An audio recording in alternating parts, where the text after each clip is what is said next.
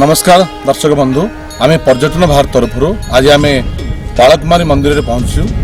ब्रह्मपुर ठारू 35 किलोमीटर दूर एवं चिकिट ठारू 12 किलोमीटर दूर, भुवनेश्वर ठारू 200 किलोमीटर दूर रे अवस्थित।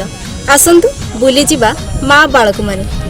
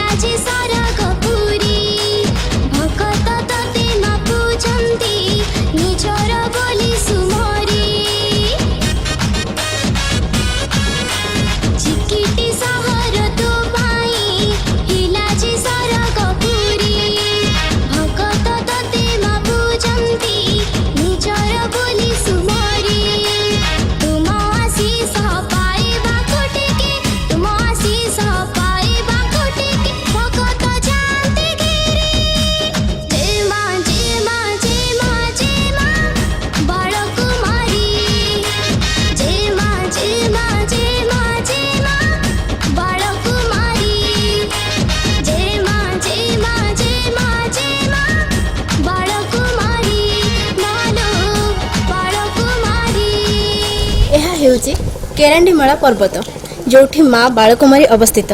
आसंतु दर्शन करिबा माँ बालकुमारी। आसंतु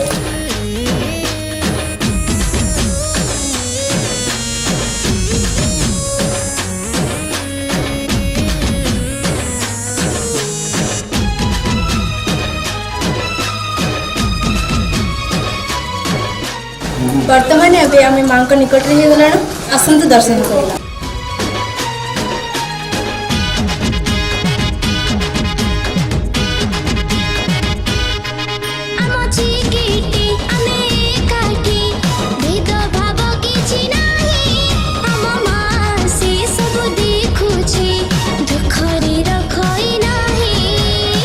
वर्तमान आम बालकुमारी पाददेशे पहुँचले। आपण मैंने जानते जे जो बालकुमारी मंदिर रही ये केरांडीमाला पहाड़ ऊपर भाग रही। ये केरांडीमाला पहाड़ हूँ ओडिशार अन्य एक पर्वतमाला। ये पर्वतमाला जो माता जो माँ बालकुमारी पूजा पाँच मौरी रजा ता सहित चिकिटी रजांकर ये हूँ देवी। चिकिटी जो रजा ये यार समस्त रक्षणाबेक्षण कर चिकिटी गढ़ एवं समस्त प्रकार श्रद्धालु माने समस्त भक्त माने चिकिटी सहर आरंभ कर गंजाम जिलार निकट रही आंध्र प्रदेश बहुत श्रद्धालु माने ये आपण दशहरा दीपावली काली पूजा आपण पूर्णमी संक्रांति मासंदर प्रबल भिड़ हुए। ये पर्यटन स्थली हूँ आम दक्षिण ओडिशार एक प्रमुख पर्यटन स्थली।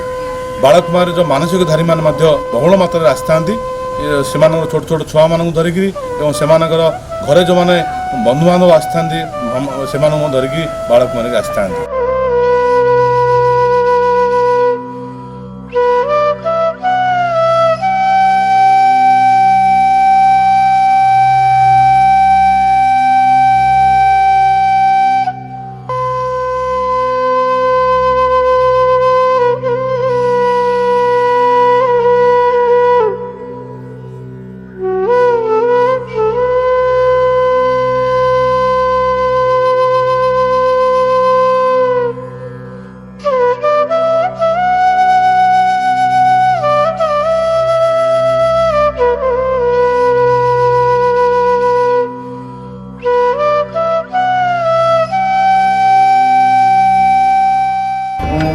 पूजक आम चिकिट रजा इष्ट देवता माँ चिकिटी उदयगिरी बालकुमारी माँ चिकिटी आमर चिकिटे केशव राउत राजा थे माँ ये आस 881 साल माँ ये चिकिटी आस रजा आम चिकिट रजा कौन करती सबुदिन माँ को दर्शन करने उदयगिरी बालकुमारी जाते दिने रजा माँ को दर्शन करने बोलिकी बुढ़ारे बस जाऊँगी।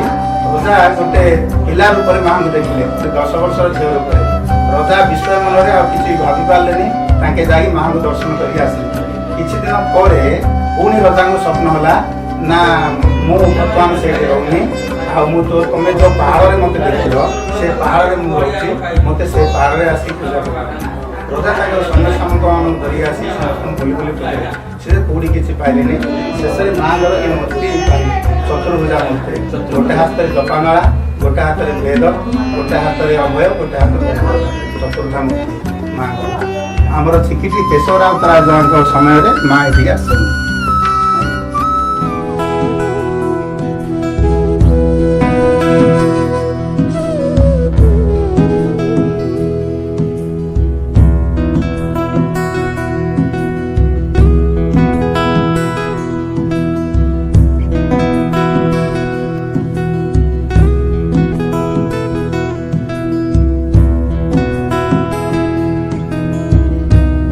ପ୍ରକୃତିର ଭରା ଏ ପର୍ଯ୍ୟଟନ ସ୍ଥଳ ଏ ଦୃଶ୍ୟ ପ୍ରାକୃତିକ ଦୃଶ୍ୟ ଏ ହେଉଛି କେରଣମାଳା ପର୍ବତମାଳା।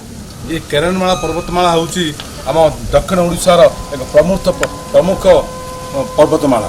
କେରଣମାଳା ପର୍ବତମାଳା ଆପଣମାନେ ଦେଖିବେ ପୁରା ଦକ୍ଷିଣର ଅଧାଧିକ ଆପଣଙ୍କର କ୍ଷେତ୍ର ଏ ପର୍ବତମାଳା ରହିଛି। ଏ ପର୍ବତମାଳାରେ ଏ କେରଣମାଳା ପର୍ବତମାଳାରେ ମା ବାଳକୁମାରୀ ବିଜୟମାନ ଏଠି ପୂଜା ପାଉଛନ୍ତି। ଏଠି ପ୍ରତ୍ୟେକ ମାସ ସଂକ୍ରାନ୍ତି, ଦୁର୍ଗା ପୂଜା, ଆପଣଙ୍କ ଦଶହରା ଏବଂ ସବୁ ପ୍ରକାର ସଂକ୍ରାନ୍ତି ମାସ ଦିନ ଏଠି ପ୍ରବଳ ମାତ୍ରାରେ ଦର୍ଶକ ଭରପୁର ରହିଥାନ୍ତି।